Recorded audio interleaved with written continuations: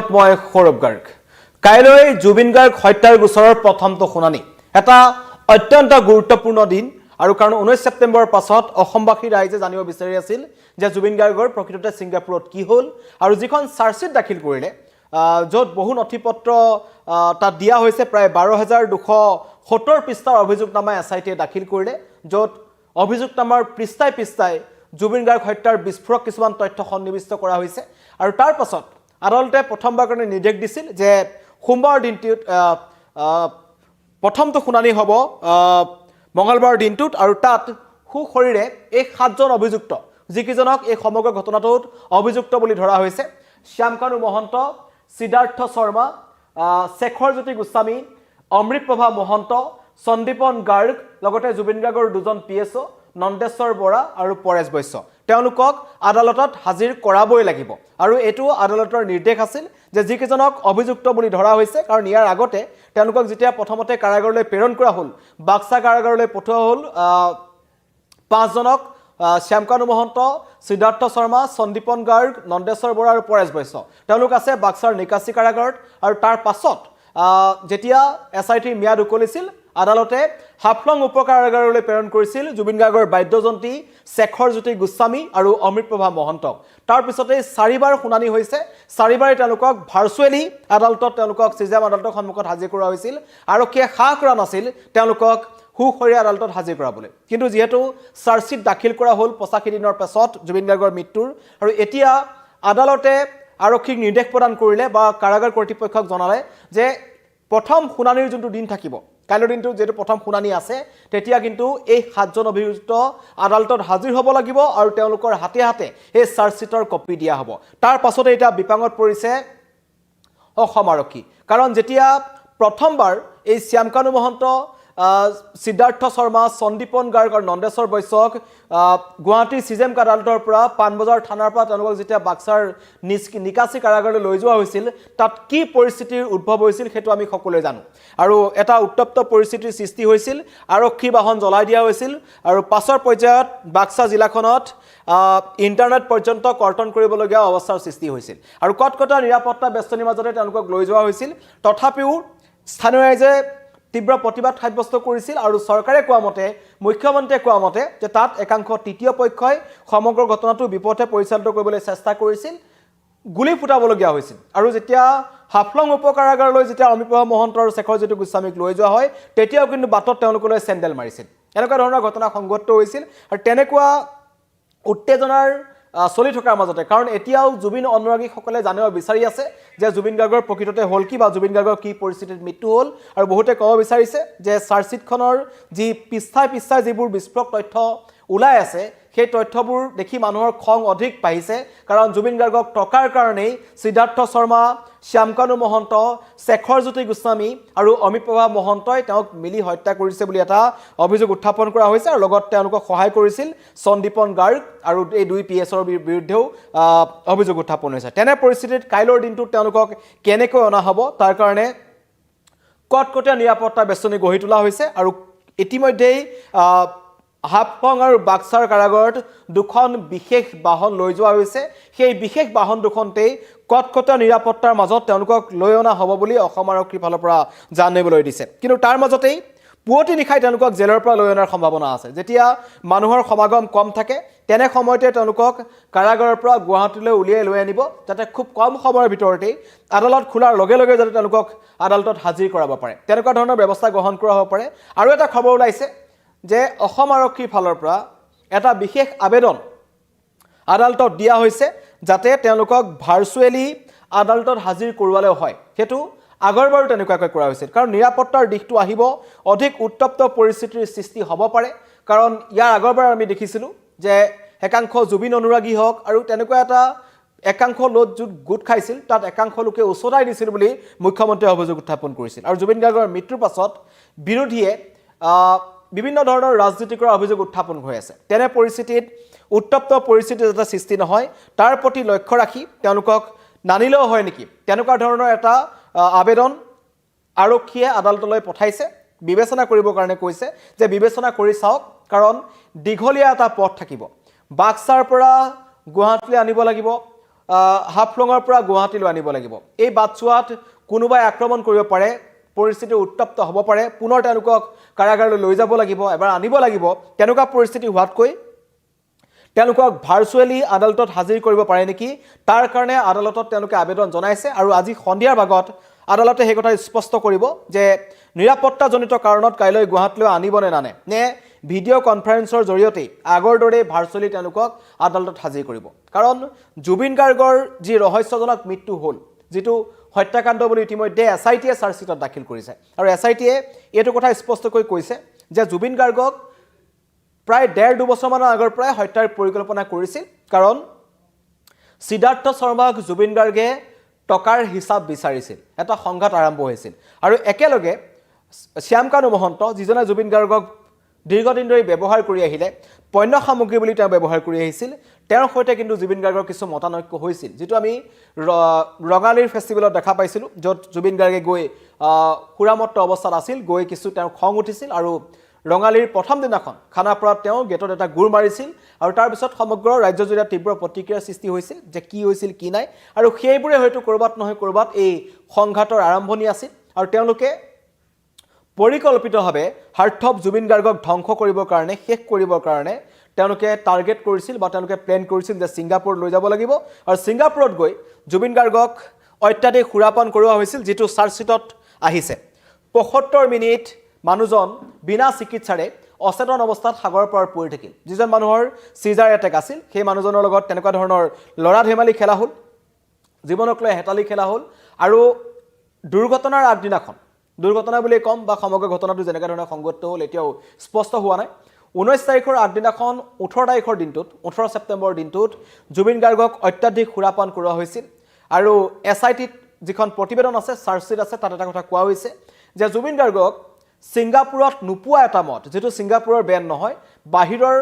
বিদেশৰ এটা মদ খোৱা হৈছিল আৰু সেই মদটো খোৱাবৰ কাৰণে শ্যামকানু মহন্তৰ সিদ্ধাৰ্থ শৰ্মাই দায়িত্ব দিছিল অমৃত প্ৰভা মহন্তক আৰু জুবিন গাৰ্গক অত্যাধিক সুৰাপান কৰা হৈছিল জুবিন গাৰ্গৰ মৰণোত্তৰ পৰীক্ষাৰ প্ৰতিবেদনত সেই কথা স্পষ্ট হৈছে 361 এলকহল পোৱা গৈছে জুবিন গাৰ্গৰ দেহত যেটো বহুত সুৰা দেহত পোৱা সুৰাৰ পৰিমাণৰ ক্ষেত্ৰত যদি চাবলৈ যাওঁ বহুত বেছি তেওঁৰ দেহত সুৰাৰ অৱস্থিতি পোৱা গৈছে আৰু তেনেকৈ উৰে নিখা সুৰাপান কৰি জুবিন গাৰ্গক প্ৰয়োজনীয় দৰৱটো দিয়া নাছিল সিদ্ধাৰ্থ শৰ্মাই আৰু সেই দৰৱটো গৰিমা শইকীয়া গাৰ্গে জুবিন গাৰ্গৰ কাৰণে জুবিন গাৰ্গৰ বেগত আছুতীয়াকৈ দি পঠাইছিল যাতে সেই দৰৱটো কোনো কাৰণত মিছ নহয় কিন্তু অতি ৰহস্যজনকভাৱে সেই দৰৱটো খুওৱা নাছিল তাৰ বিপৰীতে অন্য এটা টেবলেট খুওৱা হৈছিল সেইবোৰ তদন্তত আহিব বা এই যিখন চাৰ্জশ্বিট আছে চাৰ্জশ্বিটৰ পিস্তাই এনেকুৱা ধৰণৰ ভয়ংকৰ তথ্য পোহৰ আহিছে আৰু জুবিন গাৰ্গ কিছুদিন ধৰি হয়তো জুবিন গাৰ্গে গম পাইছিল যে সিদ্ধাৰ্থ শৰ্মাই তেওঁ কেনেদৰে ব্যৱহাৰ কৰিছে আৰু তাৰ পাছতেই যেটা হিচাপ বিচাৰিবলৈ ধৰিলে তেতিয়া এই সমগ্ৰ তেওঁলোকে হত্যাৰ ব্লুপ্ৰিণ্ট ৰচনা কৰিলে বুলি এই চাৰ্জশ্বিটখনত কোৱা হৈছে এটা সেই 7জন অভিযুক্ত মই কৈছোৱেই যি 7জন অভিযুক্ত আছে এজন হৈছে মেইন সিদ্ধাৰ্থ শৰ্মা যিজনে জুবিন গাৰ্গক লগত দীৰ্ঘদিন ধৰি লুটিপুটি খাইছিল জুবিন গাৰ্গক পানীত নমাৰ সময়ত তেওঁ বাধা প্ৰদান কৰা নাছিল আৰু এইদৰে তেওঁলোকে কিৰিলি পাৰিছিল জুবিন গাৰ্গে যেতিয়া পানীত সাঁতুৰি আছিল আৰু এজনে ৰখাবলৈ জানিছিল এজন হৈছে শেখৰ আৰু বাকি কিজন আছে এজন গৰাকী হৈছে অমৃত প্ৰভা মহন্ত এছআইটিয়ে তদন্ত কৰি আছে কিন্তু তদন্তত যিবোৰ তথ্য ওলাইছে সেই তথ্যবোৰে এটা কথা স্পষ্ট কৰে যে জুবিন গাৰ্গক টকাৰ কাৰণে হত্যা কৰিছিল আৰু এই 7জন অভিযুক্তক কাইলৈ এইদৰে কটকটীয়া নিৰাপত্তা বেষ্টনীৰ মাজত কাৰণ এতিয়া সকলোৰে যদি মনত আছে বাক্সাৰ যেটো ঘটনা সংঘটিত হৈছিল বাক্সাৰ কাৰাগাৰলৈ যেতিয়া লৈ যোৱা হৈছিল এই 5জন অভিযুক্তক তেতিয়া স্থানীয় ৰাইজে তীব্ৰ প্ৰতিবাদ সাব্যস্ত কৰিছিল আৰু সকলো এটাই দাবী কৰিছিল যে তেওঁলোকক ইয়াত ৰাখিব নালাগে জুবিন গাৰ্গৰ হত্যাকাৰী কোনো কাৰণত বাক্সাত স্থান দিয়া নহব বা বাক্সাৰ কাৰাগাৰ তেওঁলোকক থাকিবলৈ দিয়া নহব তাৰ পিছতে এটা উত্তপ্ত পৰিস্থিতিৰ সৃষ্টি হ'ল বাক্সা জ্বলি উঠিল বাক্সাত ইন্টাৰনেট কাটিবলগীয়া অৱস্থাৰ সৃষ্টি হ'ল আৰু পৰৱৰ্তী পৰ্যায়ত বহু পলমকৈ আৰক্ষীয়ে তদন্ত কৰিলে কেইবাজনো লোকক ধৰিলে তৃতীয় পক্ষৰ হাত আছিল সমগ্ৰ ঘটনাত তেনেকুৱা ধৰণৰ যাতে অপ্ৰীতিকৰ পৰিস্থিতিৰ সৃষ্টি নহয় সেই কাৰণে আৰক্ষীয়ে কটকটীয়া নিৰাপত্তা বেষ্টনী ব্যৱস্থা কৰিছে বিশেষ বাহনৰ ব্যৱস্থা কৰিছে তেনেকুৱা আনিবৰ কাৰণে কিন্তু তথাপিও অসম আৰক্ষীয়ে কৰবাত নহয় কৰবাত নিৰাপত্তাজনিত কাৰণত তেওঁলোকক কাইলৈ গুৱাহাটীলৈ আনিব বিচৰা নাই সেই কাৰণে তেওঁলোকে পুনৰ এবাৰ আদালতত তেওঁলোকে আবেদন কৰিছে যে তেওঁলোকক ননাকৈ হয় নেকি কাৰণ তেওঁলোকক হাফলং উপকাৰাগাৰ বা নিকাচি উপকাৰাগাৰৰ পৰা আগতে যিদৰে 4বাৰ তেওঁলোকক ভিডিঅ' কনফাৰেন্সিঙৰ জৰিয়তে যেনেকৈ তেওঁলোকক হাজিৰ কৰোৱা হৈছিল তেনেকৈ যদি তেওঁলোকক হাজিৰ কৰাব পাৰি তেন্তে ভাল হ'ব বুলি মন্তব্য কৰিছে কাৰণ নিৰাপত্তাৰ দিশটোৰ কথা আছে ৰাইজৰ খং আছে ৰাইজৰ ক্ষোভ আছে তাতে বিচৰা ধৰণেৰে এই তদন্ত প্ৰক্ৰিয়াটো হোৱা নাই বুলি একাংশই মত প্ৰকাশ কৰিছে আৰু চৰকাৰেও ইতিমধ্যে দেখিছে যে জুবিন গাৰ্গৰ ঘটনাটোক লৈ বিভিন্ন ধৰণৰ ৰাজনীতি আৰম্ভ হৈছে বিৰোধীয়ে জুবিন ক্ষেত্ৰত ৰাজনৈতিক শ্লোগান দিয়াইছে বুলি মুখ্যমন্ত্ৰী অভিযোগ উত্থাপন কৰিছে আৰু এনে পৰিস্থিতিত এইখিনি সময়ত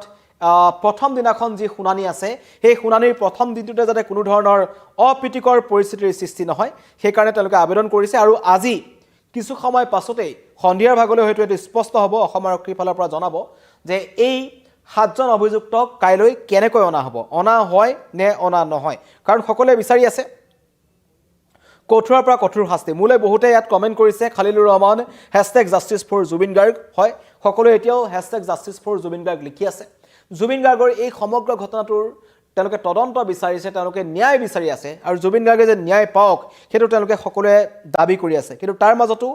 ন্যায় প্ৰক্ৰিয়াটোক লৈ একাংশই চাৰ্জশ্বিটক লৈ সন্মতি প্ৰকাশ কৰিছে সন্তুষ্টি প্ৰকাশ কৰিছে গৰিমা শইকীয়া গাৰ্গ জুবিন গাৰ্গৰ ভগ্নী ডক্টৰ পালমি বৰঠাকুৰ তেওঁলোকৰ ফালৰ পৰা সন্তুষ্টি প্ৰকাশ কৰিছে জুবিন গাৰ্গৰ খুৰাক মনোজ বৰঠাকুৰ শিৱসাগৰৰ পৰা তেওঁ কিন্তু এটা মন্তব্য কৰিছে যে তদন্ত যদি ক্ষিপ্ৰতৰ নহয় বা জুবিন গাৰ্গে যদি ন্যায় নাপায় তেন্তে কিন্তু পৰিস্থিতি ভয়াবহ হ'ব পাৰে কাৰণ নতুন প্ৰজন্মই জুবিন গাৰ্গৰ এই ন্যায় প্ৰক্ৰিয়াটোক লৈ পেলাই যথেষ্ট উদ্গ্ৰীৱ তেওঁলোক ৰখি আছে তেওঁলোকে উৎসুকতাৰে ৰখি আছে যে জুবিন গাৰ্গে ন্যায় পাওক ছিংগাপুৰত যি হ'ল কাৰণ মানুহজন যেহেতু নাই কিন্তু দুখীয়ে কঠোৰ শাস্তি পাব লাগে কি পৰিস্থিতিত মানুহজন হেৰাই গ'ল তাৰ উত্তৰ তেওঁলোকক লাগে তেনে পৰিস্থিতিত এই 7জন অভিযুক্তক হাজিৰ কৰোৱাটো কৰবাত নহয় কৰবাত অসম আৰক্ষীৰ কাৰণে এটা ডাঙৰ চেলেঞ্জ হ'ব আৰু সেইকাৰণে তেওঁলোকে বিচাৰিছে যে তেওঁলোকক ননাকৈ হয় নেকি তেওঁলোকক যদি হাজিৰ নকৰাকৈ হয় কাৰণ কাইলৈ জুবিন গাৰ্গ হত্যাকাণ্ডৰ গোচৰৰ চাৰ্জশ্বিটৰ দাখিলৰ পাছত প্ৰথমটো শুনানি আৰু এই দিনটোলৈ সকলো কিন্তু ৰখি আছে যিদৰে চাৰ্জশ্বিট দাখিলৰ কাৰণে ৰখি আছিল শুনানিৰ কাৰণে ৰখি আছে কিন্তু যিদিনাখন চাৰ্জশ্বিট দাখিল কৰা হ'ল সেইদিনাখনেই প্ৰথমবাৰ কোৱা হ'ল যে জুবিন গাৰ্গৰ এই সমগ্ৰ ঘটনাটোৰ লগত জড়িত যি 7জন অভিযুক্ত আছে তেওঁলোকক কিন্তু আদালতলৈ আনিবই লাগিব তেওঁলোকৰ হাতত চাৰ্জশ্বিটৰ এটা কপি দিব লাগিব 12270 পৃষ্ঠাৰ যি অভিযোগনামা আছে তাত যিবোৰ পাতে পাতে বিস্ফোৰক তথ্য আছে সেই তথ্যসমূহ তেওঁলোকৰ হাতত দিব লাগিব তাৰ পিছত তেওঁলোকৰ মতামত শুনিব তেওঁলোকৰ ভাষ্য গ্ৰহণ কৰিব লাহে লাহে আইনী প্ৰক্ৰিয়া আৰম্ভ হ'ব আদালতৰ প্ৰক্ৰিয়া আৰম্ভ হ'ব ইয়াৰ আগতে যি চলি আছিল সেয়া আছিল SIT প্ৰক্ৰিয়া বা অসম আৰক্ষীৰ খুদাপোছা এতিয়া যিবোৰ ধাৰা লগোৱা হৈছে BNSৰ 103 ধাৰা যেটো হত্যাকাণ্ডৰ ধাৰা লগোৱা হৈছে 4জনৰ বিৰুদ্ধে শ্যামকানু মহন্ত যিগৰাকী এজন প্ৰগ্ৰেম ইভেন্ট অৰ্গেনাইজাৰ আছিল যুৱ উদ্যোগী বুলি কয় শ্যামকানু মহন্ত জুবিন গাৰ্গৰ মেনেজাৰ সিদ্ধাৰ্থ শৰ্মা শেখৰ জ্যোতি গোস্বামী যিজন জুবিন গাৰ্গৰ এজন বাদ্যযন্ত্ৰী আৰু লগতে অমিত প্ৰভা মহন্ত তেওঁলোকৰ বিৰুদ্ধে লাগিছে 103 ধাৰা আৰু তেওঁলোকে জুবিন গাৰ্গক হত্যা কৰাৰ কাৰণে দীৰ্ঘদিনৰ পৰা ব্লুপ্ৰিণ্ট ৰচনা কৰিছিল বুলি কোৱা হৈছে জুবিন গাৰ্গে কৰা কিছুমান ধেমালিত অসন্তুষ্ট হৈছিল শ্যামকানু মহন্ত জুবিন গাৰ্গে কিছুমান ধেমালি কৰিছিল বা জুবিন গাৰ্গৰ সৈতে কিছু কাজিয়া হৈছিল আসলতে শ্যামকানু মহন্তৰ তাৰ পিছতেই জুবিন গাৰ্গৰ ওপৰত প্ৰতিশোধ লোৱাৰ সুযোগ বিচাৰি আছিল এজন শ্যামকানুৱে আৰু তেওঁ প্ৰতিশোধ ললে ছিংগাপুৰত আৰু সেই প্ৰতিশোধ লোৱাৰ ক্ষেত্ৰত উত্তৰপুতভাৱে সহায় কৰাৰ অভিযোগ উত্থাপন হৈছে সিদ্ধাৰ্থ শৰ্মা শেখৰ জ্যোতি গোস্বামী আৰু অমিত প্ৰভা মহন্তৰ বিৰুদ্ধে লগতে জুবিন গাৰ্গৰ খুৰাকৰ ল'ৰা যিজন নাম হৈছে সন্দীপন গাৰ্গ যিজন বকু সমজিলাৰ DSP আছিল তেওঁৰ বিৰুদ্ধে লগোৱা হৈছে 105 ধাৰা আৰু লগতে এই দুজন যি দেহৰক্ষী আছে নন্দেশ্বৰ বৰা আৰু পৰেশ বৈশ্য তেওঁলোকৰ বিৰুদ্ধে লগোৱা হৈছে CBT যেটো হৈছে বিশ্বাস ভংগৰ এটা অভিযোগ তেওঁলোকৰ একাউণ্টত জুবিন গাৰ্গৰ কোটি কোটি টকাৰ লেনদেন পোৱা গৈছে জুবিন গাৰ্গে যি বিশ্বাস কৰিছিল সেই বিশ্বাসৰ সুযোগ লৈ তেওঁলোকে ধন আত্মসাৎ কৰাৰ অভিযোগ উত্থাপন হৈছে তেওঁলোকৰ বিৰুদ্ধে আৰু তেওঁলোককো সুখৰিয়া হাজিৰ কৰা হ'ব কিন্তু কেনেকৈ হাজিৰ কৰাব তাক লৈ কৰবাত নহয় কৰবাত অসম আৰক্ষীৰ চিন্তা মূৰকামৰণি হৈ আছে আৰু সেই কাৰণে অসম আৰক্ষীৰ ফালৰ পৰা ইতিমধ্যে যদি আনিবলৈ কয় দুখনকৈ বাহন তেওঁলোকে সাজু কৰি ৰাখিছে এখন বাহন আছে বাক্সাৰ নিকাচি কাৰাগাৰত আৰু এখন বাহন ৰখা হৈছে হাফলং উপকাৰাগাৰত যদিও তেওঁলোকক অনা হয় খুব সোনকালে তেওঁলোকক লৈ অনা হ'ব গুৱাহাটীত হাজিৰ কৰা হ'ব আৰু লৈ যোৱা হ'ব কটকটীয়া নিৰাপত্তাৰ মাজত কিন্তু আৰক্ষী আনিব বিচৰা নাই আৰু আনিব লাগে নে নালাগে ইতিমধ্যেই আৰক্ষীক আদালতে নিৰ্দেশ প্ৰদান কৰিছিল সিটি আৰক্ষী আৰু মহানগৰ যি আৰক্ষী আছে তেওঁলোকক কোৱা হৈছিল যে 7জন অভিযুক্তক যিকোনো প্ৰকাৰে আদালতত আনিব লাগিব প্ৰথম শুনানিৰ দিনাখন কিন্তু তেওঁলোকে কিছুমান তেওঁলোকৰ অসুবিধা দেখুৱাইছে যে এইবোৰ কাৰণে আমি আনিব নোৱাৰোঁ, নিৰাপত্তাজনিত কাৰণটো আনিব নোৱাৰোঁ। কাৰণ বাক্সাৰ যিটো ঘটনা সংঘটিত হৈছিল আমি দেখিছিলোঁ, বাক্সাৰ পাছত হাফলং উপকাৰাগাৰলৈ যেতিয়া লৈ গৈছিল শেখৰ জ্যোতি আৰু অমিত প্ৰভাক, তেতিয়াও কিন্তু তেওঁলোকৰ বাহনলৈ চেণ্ডেল নিক্ষেপ কৰিছিল, শিলগুটি নিক্ষেপ কৰিছিল, ৰাইজে প্ৰতিবাদ সাব্যস্ত কৰিছিল। তেনেকুৱা ধৰণৰ পৰিস্থিতি যাতে উদ্ভৱ নহয় সেইকাৰণে কিছু পলমকৈ তেওঁলোকক অনা হ'ব, কিন্তু প্ৰথম শুনানিত আৰক্ষী আনিব বিচৰা নাই। কিছু সময় পিছত স্পষ্ট হ'ব তেওঁলোকক গুৱাহাটীলৈ অনা হ'ব নে নহয়।